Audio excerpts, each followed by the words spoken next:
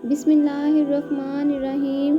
Islamic voice की तरफ से दिल की गहराइयों से अस्सलाम वालेकुम। अल्लाह ताला आप सबको खुश और आबाद रखे और आप सबकी दिल की नेक ख्वाहिशात को पूरा करे।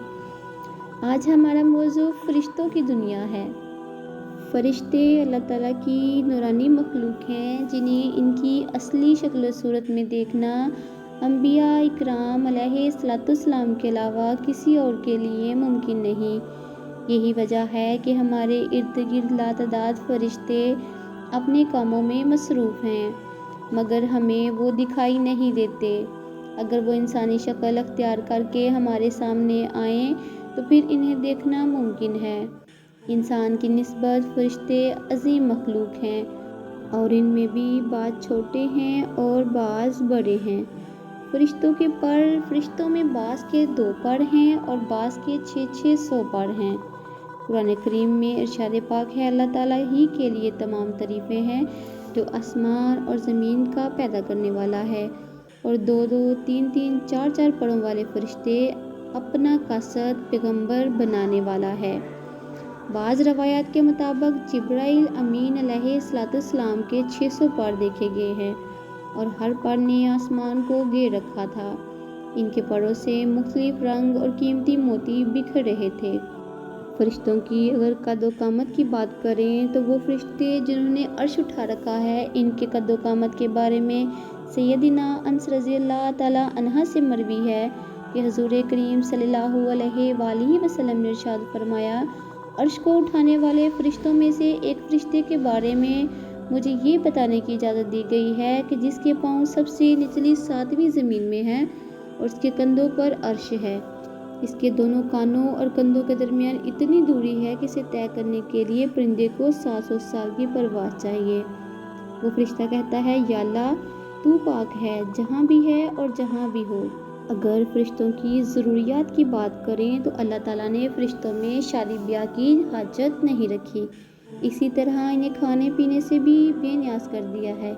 इसकी वजाहत कुरान मजीद में मज़कूरा सैयदिना इब्राहीम अलैहिस्सलाम के इस वाक़े से होती है, जिसमें है कि इब्राहीम अलैहिस्सलाम के पास फरिश्ते आए तो आप अलैहिस्सलाम इनके लिए फ़ौरन गोश्त लेकर आए, मगर इन्होंने इसे तनावल नहीं किया। अल्लाह ताला ने फरिश्तों को बीमारी, सुस्ती, काहली, दुख, तकलीफ़, थकावट और उकताहट वगैरह से महफूज रखा है। वो दिन रात फ़कत अल्लाह की अताअत में अपने कामों में मसरूफ़ रहते हैं। कुरान मजीद में बयान हुआ कि आसमानों और ज़मीन में जो कुछ है इसी अल्लाह का है और जितने इसके पास फरिश्ते हैं वो इसकी इबादत से ना सरकशी करते हैं और ना थकते हैं। वो दिन रात अल्लाह ताला की तस्बीह बयान करते हैं और ज़रा सी भी सुस्ती नहीं करते। फरिश्ते तकरीबन आमतौर पर आसमानों में रहते हैं, जो सिर्फ अल्लाह के हुक्म से मुख्तलिफ कामों के लिए ज़मीन पर उतरते हैं और फिर वापस आसमान पर चले जाते हैं।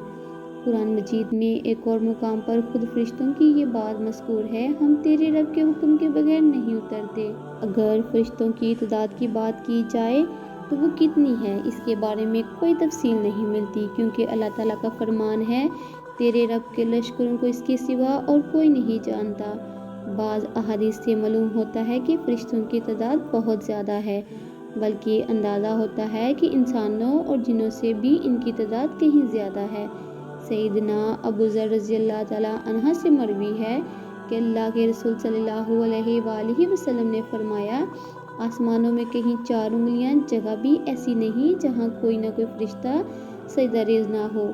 सैयदना अब्दुल्लाह बिन मसूद रज़ियल्लाहु ताला अन्हा से मरवी है कि अल्लाह के रसूल सल्लल्लाहु अलैहि वसल्लम ने फरमाया, क़यामत के रोज़ जहन्नम को इस हाल में लाया जाएगा कि इसकी 70 लगामें होंगी और हर लगाम के साथ 70,000 फरिश्ते होंगे जो इसे खींच कर ला रहे होंगे। फरिश्तों की एक अहम खासियत ये भी है कि वो अल्लाह ताला के हुक्म से अपनी शक्ल और सूरत के अलावा कोई और सूरत भी इख्तियार कर सकते हैं। ये सूरत किसी ऐसे इंसान की भी हो सकती है जिसे देखने वाले पहचान लें। इंसानों के अलावा किसी और जानदार की सूरत अख्तियार करने की फरिश्तों को ताकत है या नहीं, इसके बारे में कुरान और सुन्नत में कोई सराहियत या जिक्र नहीं मिलता। अलबत्ता इनकी इंसानी शक्ल और सूरत अख्तियार करने के वाक़यात ज़रूर मिलते हैं, जिनसे ये अंदाज़ा होता है कि फरिश्ते अल्लाह ताला के हुक्म से दीगर शक्लें भी इख्तियार कर सकते हैं। سیدنا ابراہیم علیہ السلام کے پاس فرشتے انسانی شکل میں آئے اور ابراہیم علیہ السلام ان فرشتوں کو پہچان نہ پائے۔ پھر فرشتوں کے بتانے پر ان کو معلوم ہوا کہ یہ انسان نہیں بلکہ فرشتے ہیں۔ سیدنا مریم علیہ السلام کے پاس جبرائیل امین علیہ السلام انسانی شکل میں تشریف لائے تھے اور جبرائیل علیہ السلام سوائے 2 مرتبہ کے ہر مرتبہ نبی کریم صلی اللہ علیہ وآلہ وسلم کے پاس انسانی شکل میں تشریف لائے۔ فرشتوں کی طاقت کی بات کی جائے تو اللہ تعالیٰ نے فرشتوں کو انسانوں اور جنوں سے کہیں زیادہ گنا طاقتور بنایا ہے۔ حضور کریم صلی اللہ علیہ وآلہ وسلم نے جب طائف کے مقام پر وہاں کے لوگوں کو اسلام کی دعوت پیش کی تو آپ صلی اللہ علیہ وآلہ وسلم پر وہاں کے لوگوں نے ظلم و جبر کی انتہا کر دی اور حضور نبی کریم صلی اللہ علیہ وآلہ وسلم کو لہو لہان کر دیا۔ تو اس مقام پر سیدنا جبرائیل امین علیہ السلام تشریف لائے۔ انہوں نے آواز دی اور کہا کہ اللہ تعالیٰ حضور نبی کریم صلی اللہ علیہ وآلہ وسلم کے بارے میں آپ کی قوم کی باتیں سن چکا ہے۔ جو انہوں نے آپ کے خلاف اقدام کیا وہ بھی دیکھ چکا ہے۔ آپ کے پاس اللہ تعالیٰ نے پہاڑوں کا فرشتہ بھیجا ہے۔ آپ ان لوگوں کے بارے میں جو چاہیں اس فرشتے کو حکم دیں۔ اس کے بعد پہاڑوں کا فرشتہ مخاطب ہوا۔ اس نے حضور نبی کریم صلی اللہ علیہ وآلہ وسلم کو سلام کیا، پھر عرض کی اے اللہ کے رسول، اب جو حکم دیں گے میں اس کی تعمیل کروں گا۔ اگر آپ چاہیں تو میں دونوں طرف کے پہاڑوں کو ان پر لا کر ملا دوں جن سے یہ پس جائیں گے۔ اسی طرح حضرت جبرائیل امین علیہ السلام کی قوت و طاقت کے بارے میں قرآن مجید میں ہے۔ انہیں حضور نبی کریم صلی اللہ علیہ وآلہ وسلم کو زبردست طاقت والے فرشتے نے سکھایا ہے جو زور آور ہے۔ فرشتے اپنے ہر کام میں نبض و ضبط کی پابندی کرتے ہیں، جس میں کسی قسم کی کمی بیشی یا سستی اور کاہلی وغیرہ کا مظاہرہ نہیں کرتے۔ جن فرشتوں کی جب اور جہاں ڈیوٹی شروع ہوتی ہے وہ اس وقت وہاں پہنچ جاتے ہیں اور اسے احسن طریقے سے سر انجام دیتے ہیں۔ جس طرح انسانوں کی پیدائش اور موت کے مختلف مراحل ہوتے ہیں، اس طرح فرشتوں کے لیے یہ مراحل نہیں ہیں۔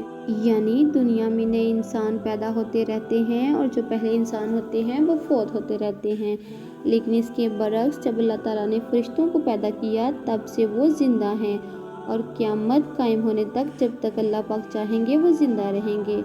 تب تک اللہ تعالیٰ کی طرف سے انہیں جو ذمہ داریاں دی گئی ہیں انہیں احسن طریقے سے وہ پورا کرتے رہیں گے، لیکن جب قیامت آئے گی تو یہ فرشتے بھی موت سے دوچار ہوں گے۔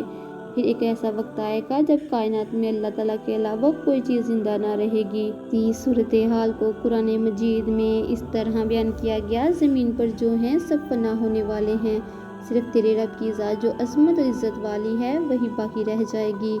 اس طرح ایک اور مقام پر ارشاد ہے کہ ہر نفس کو موت کا ذائقہ چکھنا ہے، اس لیے فرمایا گیا کل نفس ذائقۃ الموت، بے شک ہر نفس کو موت کا ذائقہ چکھنا ہے۔ اللہ تعالیٰ ہم سب کو صراط مستقیم پر چلنے والا بنا دے اور قیامت کے روز اللہ تعالیٰ ہم سب کو سرفروب کرے۔ آمین ثم آمین یا رب العالمین۔